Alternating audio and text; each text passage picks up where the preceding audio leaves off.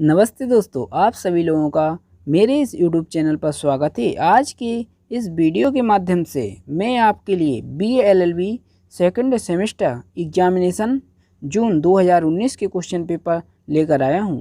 दोस्तों 2020-21 में कोरोना की वजह से एग्ज़ाम नहीं हुए, लेकिन अब 2022 में 15 जून के लगभग एग्ज़ाम चालू हो जाएंगे। इसलिए यह वीडियो आप लोगों के लिए काफ़ी महत्वपूर्ण है अगर आप BA-LLB तथा LLB कर रहे हैं।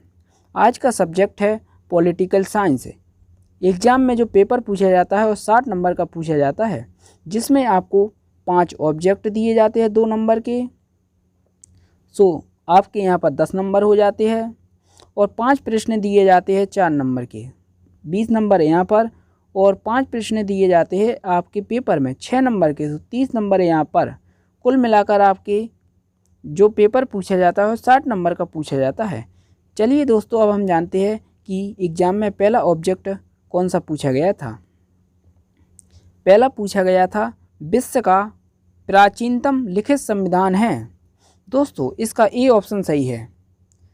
1787 में अमेरिकन का संविधान विश्व का प्राचीनतम संविधान है और लिखित संविधान भी है। दोस्तों आपसे पूछा जाए विश्व का सबसे बड़ा लिखित संविधान किस देश का है, वह है भारत का है।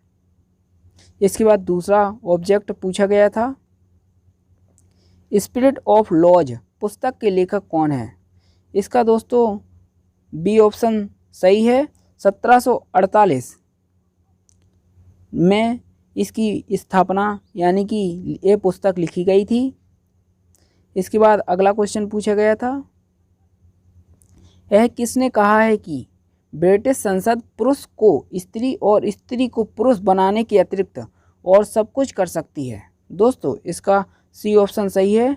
डिलामे ने कहा है। दोस्तों लेकिन कुछ लोगों ने डायसी भी लगाया था, डायसी नहीं है, इसका सी ऑप्शन ही सही है, डिलामे।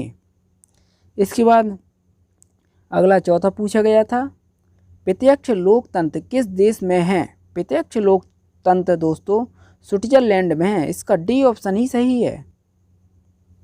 इसके बाद अगला ऑब्जेक्ट पूछा गया था भारत में गरीबी का मुख्य कारण है। दोस्तों इसका मुख्य कारण है जनसंख्या वृद्धि, यानी कि सी ऑप्शन सही है। इसके बाद दोस्तों आपके पेपर में 5 क्वेश्चन पूछे गए थे 4-4 नंबर के। दूसरा क्वेश्चन पूछा गया था आदर्श संविधान के लक्षण बताते हुए स्पष्ट कीजिए कि क्या भारत के संविधान को आदर्श कहा जा सकता है, और इसके अथवा में पूछा गया था दूसरे के कठोर एवं लचीले संविधान में अंतर लिखिए। फिर इसके बाद तीसरा क्वेश्चन पूछा गया था संघात्मक सरकार की मुख्य विशेषताओं की व्याख्या कीजिए, और तीसरे के अथवा में पूछा गया था संघात्मक एवं अध्यक्षात्मक शासन में अंतर की विवेचना कीजिए। दोस्तों इन्हीं क्वेश्चन पेपर से आपकी आने वाले समय में जो एग्ज़ाम होगा BA-LLB सेकंड सेमेस्टर का इन्हीं क्वेश्चनों को दोस्तों रिपीट किया जाएगा, और आपको इस वीडियो के माध्यम से पता चल जाएगा कि एग्ज़ाम में किस प्रकार के क्वेश्चन पूछे जाते हैं। इसके बाद चौथा क्वेश्चन पूछा गया था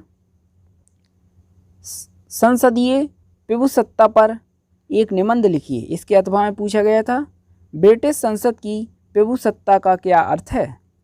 इसके बाद दोस्तों अगला 5वां क्वेश्चन आपसे पूछा गया था लोकतंत्र के गुण दोषों की विवेचना कीजिए, और इसके अथवा में पूछा गया था 5वें के प्रत्यक्ष एवं अप्रत्यक्ष निर्वाचन के गुण दोष बताइए। इसके बाद 6वां क्वेश्चन पूछा गया था भारत में राजनीतिक दल है परंतु दल व्यवस्था नहीं है, विवेचना कीजिए, और इसके अथवा में पूछा गया था वह कहता है क्षेत्रवाद पर एक संक्षिप्त में निबंध लिखिए। इसके बाद 5 क्वेश्चन आपसे 6-6 नंबर के पूछे गए थे। इसमें 7वां क्वेश्चन पूछा गया था संविधान क्या है, संविधान और संविधानवाद के बीच में अंतरों की विवेचना कीजिए, और इसके अथवा में पूछा गया था एकात्मक शासन का अर्थ परिभाषा और विशेषताएं लिखिए। यह संघात्मक संविधान में किस प्रकार भिन्न है। इसके बाद 8वां क्वेश्चन पूछा गया था, तानाशाही शासन किसे कहते हैं, इसके गुण दोषों का वर्णन कीजिए। और इसके अथवा में पूछा गया था 8वें के,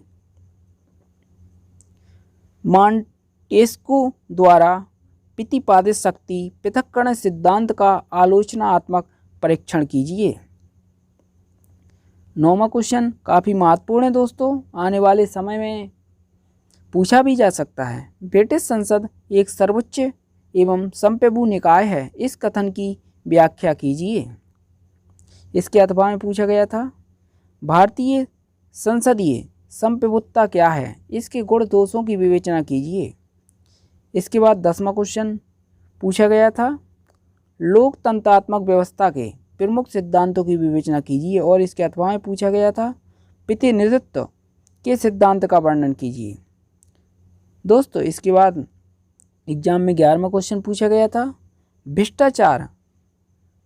भ्रष्टाचार का क्या अर्थ है, भ्रष्टाचार पर अंकुश कैसे लगाया जा सकता है। यानी कि 11वां क्वेश्चन कहता है भ्रष्टाचार क्या है और भ्रष्टाचार पर अंकुश किस प्रकार से लगाया जा सकता है, यानी कि भ्रष्टाचार को किस प्रकार से समाप्त किया जा सकता है। और इसके अथवा में पूछा गया था, राजनीतिक दल से आप क्या समझते हैं, भारतीय दल व्यवस्था की विशेषताएं बताइए। दोस्तों यह आपके एग्जाम में 11 क्वेश्चन पूछे गए थे, बहुत ही सिंपल क्वेश्चन थे। इस प्रकार का आपके एग्जाम में पेपर पूछा जाता है। दोस्तों आपको पेपर में सभी क्वेश्चन लिख कर आना है, किसी भी क्वेश्चन का आंसर छोड़ना नहीं है। अगर आपने आंसर छोड़ दिया तो आपको नंबर नहीं दिए जाएंगे। अगर आपने उस क्वेश्चन का आंसर लिखा है, अगर नहीं बन रहा है फिर भी लिखना है, तो आपको नंबर दिए जाएंगे, अन्यथा नहीं। दोस्तों अगर वीडियो अच्छा लगा है तो इस वीडियो को लाइक करें और शेयर करें। और आपको किसी भी सब्जेक्ट में प्रॉब्लम है तो आप हमारे कमेंट बॉक्स में कमेंट भी कर सकते हैं। दोस्तों जय हिंद, जय भारत।